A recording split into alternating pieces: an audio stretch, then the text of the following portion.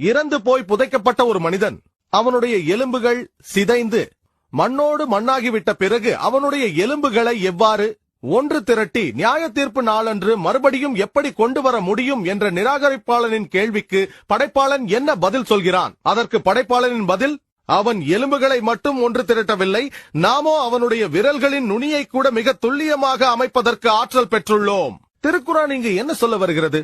எலும்புகளை மட்டுமல்ல, உங்கள் விரல்களின் நுனியை கூட என்னால் துல்லியமாக அமைக்க முடியும் என்பதற்கு என்ன அர்த்தம்? 1880 சர் பிரான்சிஸ் கோல்ட் விரல் ரேகையை பதிவு செய்கின்ற நுட்பத்தை முதலாக கண்டறிந்து இந்த உலகிற்கு சொன்னார். எந்த இரண்டு மனிதர்களது விரல் ரேகையும் ஒன்று போல் இருக்கவே இருக்காது. கோடிக்கணக்கான மனிதர்களில் கூட ஒரே வடிவத்தை கொண்ட இரண்டை நீங்கள் பார்க்கவே முடியாது என்று அவர் சொன்னார். ஒவ்வொரு மனிதனுக்கும் வெவ்வேறு விரல் ரேகைகள் இருக்கும், ஒரே வடிவத்தை கொண்டதாக இருக்காது. இன்று காவல்துறையினர், FBI, CIA, CID இவர்கள் எல்லோரும் குற்றவாளிகளை கண்டுபிடிக்க விரல் ரேகையை தான் பயன்படுத்துகிறார்கள், மனிதர்களை அடையாளம் காட்ட. யோசித்து பாருங்கள், 1880 சர் பிரான்சிஸ் கோல்டால் கண்டுபிடிக்கப்பட்ட ஒன்று திருக்குரானில் 1400 ஆண்டுகளுக்கு முன்பாக இடம் பெற்றுவிட்டது.